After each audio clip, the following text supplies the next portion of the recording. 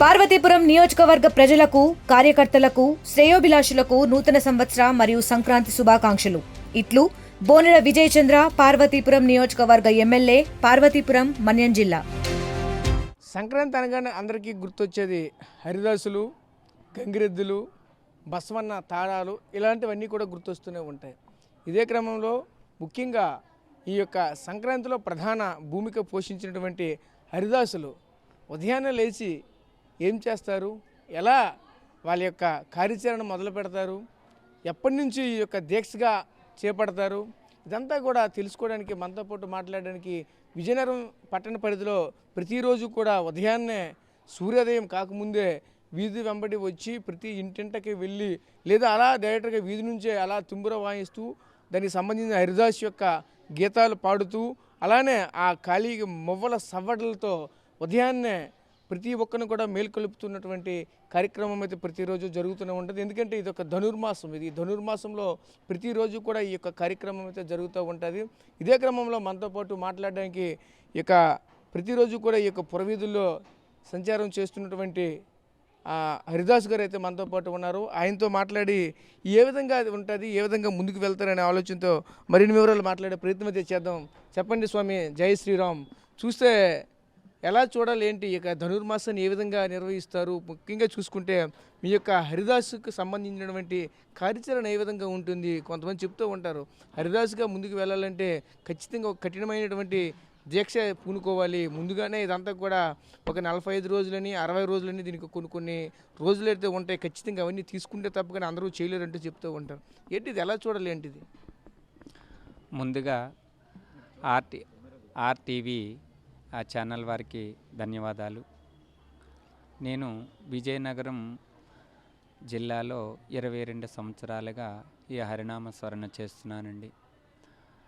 మా నాన్నగారు 40 సంవత్సరాలు చేశారు ఈ హరిదాసు యొక్క వృత్తిని. ఆయన షుగర్ రావడం చేతను కొన్నాళ్ళు తిరిగి స్వర్గస్థులయ్యారు. అదేవిధంగా ఈ యొక్క హిందూ సాంప్రదాయాన్ని మనుగడపోకుండా చేయాలని ఎంతో కఠినమైనటువంటి ఈ దీక్షను కొనసాగించవలసి వస్తుంది. తర్వాత ఏంటంటే మాకు ఆదరణ అనేది రాను రాను లోపించిపోతుంది. ఏంటంటే దైవం తక్కువైన కొద్దీ ఆదరణ తగ్గుతుందండి.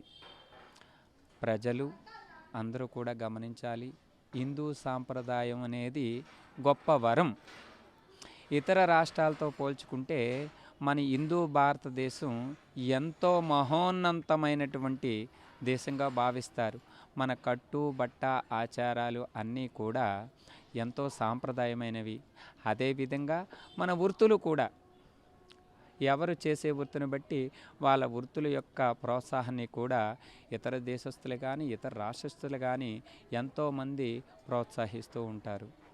అలాగనే ఈ హరిదాసు ధనుర్మాసం మొదలు పెట్టేసరికి దాసు గారు వస్తారు, హరిదాసు గారు వస్తారు, నెలగంట పెట్టేశారు అలాగనేసని అందరూ కూడా వేచి ఉంటారు. మేము చేసే వృత్తి 3 మాసాలండి, అనగా 108 రోజులు. అక్షయం అనగా జయము కలిగేటువంటి సంఖ్య, అక్షయ సంఖ్య 108. ఈ అక్షయ పాత్ర, అక్షయ సంఖ్యకు అక్షయ పాత్రకు అక్షయ సంఖ్య 108 అక్షయ పాత్ర. ఈ 108 రోజులు కూడా 3-4 గ్రామాలని కేటాయించుకొని ఒకే గ్రామం కాకుండా మేము ఈ పర్యటన చేస్తూ ఉంటామండి. ఏకూజామునే లేచి కాలకృత్యాలు, పూజా కార్యక్రమాలు విన్నవించుకొని ఇవన్నీ కూడా చేసుకొని అక్షయ పాత్రను 6:30కి మొదలు పెడతాం. కఠినమైన ఉపవాసంతో. ఎందుచేతనంటే మేము ఉపవాసంతో చేసేది ఎందుకంటే మలమూత్రాలకు ఇబ్బంది పడండి. ఈ మలమూత్రాలకు ఇబ్బంది పడి మీ మడిని తీయలేకను ఉదయం 6 గంటల నుంచి మళ్ళీ సాయంత్రం 6 గంటల వరకు కూడా చేస్తాం. కాబట్టి మధ్యలో ఎక్కడైనా మలమూత్రాలు ఇబ్బంది పెడతాయేమో అనే అవగాహనతో మేము భిక్ష తీసుకోవడం జరగదండి.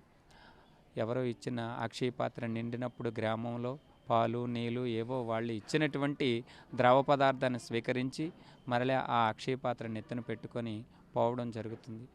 అయితే ఏ గవర్నమెంట్ వారు కానీ ఏ ప్రభుత్వం కానీ ఎన్ని ప్రభుత్వాలు వచ్చినా ఈ 40 సంవత్సరాల్లో కళాకారులకు అనేది ఉపాధి ఎక్కడా కూడా మాకు సంకల్పించలేదండి. ఇప్పటి వరకు మేము నమ్ముకున్నటువంటిది ఏంటంటే భక్తులను, మేము తిరిగే గ్రామ ప్రజల్ని, వాళ్ళని నమ్ముకొని సేవ చేయగలుగుతున్నాం తప్ప ఏ గవర్నమెంట్ వారు మాకు ఏ జీతభత్యాలు కానీ, ఏ దేవాలయం జీతభత్యాలు కానీ ఏమీ కూడా మాకు ఉపాధి సంకల్పించలేదు. ఈరోజు మాకు శక్తి ఉన్నంత వరకు ఈ సేవ చేస్తున్నాం. కానీ రేపు మా పిల్లల ఉపాధి ఏంటి, వాళ్ళకి ఏం సమకూర్చాలి, ఏమి ఇవ్వాలి, మేము ఈ సేవలో సంపాదించేదేంటి అంటే ఇందులో భక్తి ముక్తి, మాకు స్వామి మీద వచ్చినటువంటి ప్రసాదము లభిస్తుంది, ఆయన సేవ లభిస్తుంది. కాబట్టి ఈ తాతతండ్రుల నుండి ఈ సేవను మేము చేయగలుగుతున్నామండి. ప్రజలే మాకు భక్తులు, ప్రజలే మాకు దేవుళ్ళు. ప్రజలను నమ్ముకొని ఈ సేవ మేము చేయగలుగుతున్నాం. అందుచేతను ప్రజల ఆదరణ మాకు ఉంటే చాలండి.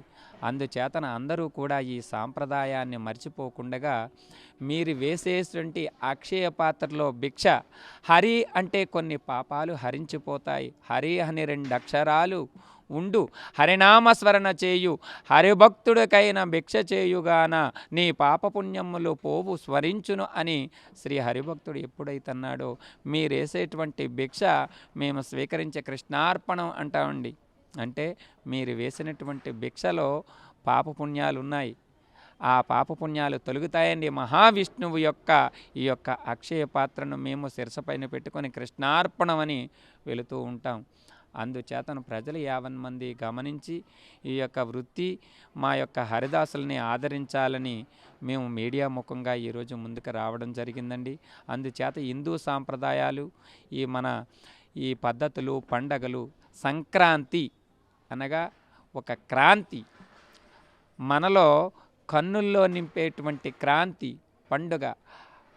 అందరూ కూడా బంధువులు, మిత్రులు, వేలాది మంది ఈ యొక్క పండగను మన హిందూ భారతదేశంలో మొట్టమొదటగా చెప్పుకోదగిన పండగ సంక్రాంతి పండగ.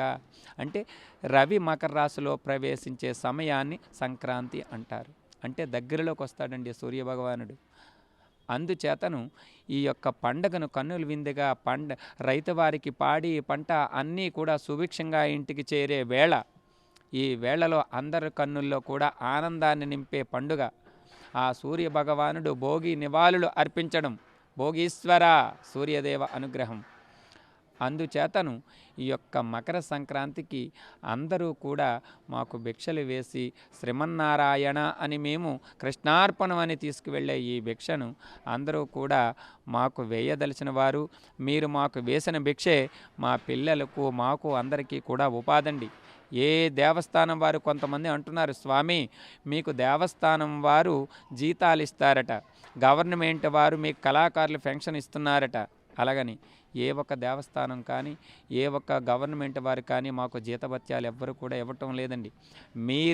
వేసినటువంటి భిక్షే మాకు ఉపాధి, మీరేసినటువంటి దక్షిణమే మాకు ఉపాధి. అంతే తప్ప మీరు ఇచ్చినటువంటి రూపాయిలో ₹10 మేము తీసుకొని ₹10 భగవంతుడికి అన్నదానంగా ఇస్తాం తప్ప మిగతా ఎటువంటి ఎవ్వరికి కూడా ఏమి ఇవ్వము. ఎవరు కూడా మాకు ఏవి కూడా పారితోషికాలు ఏమీ ఇవ్వరండి.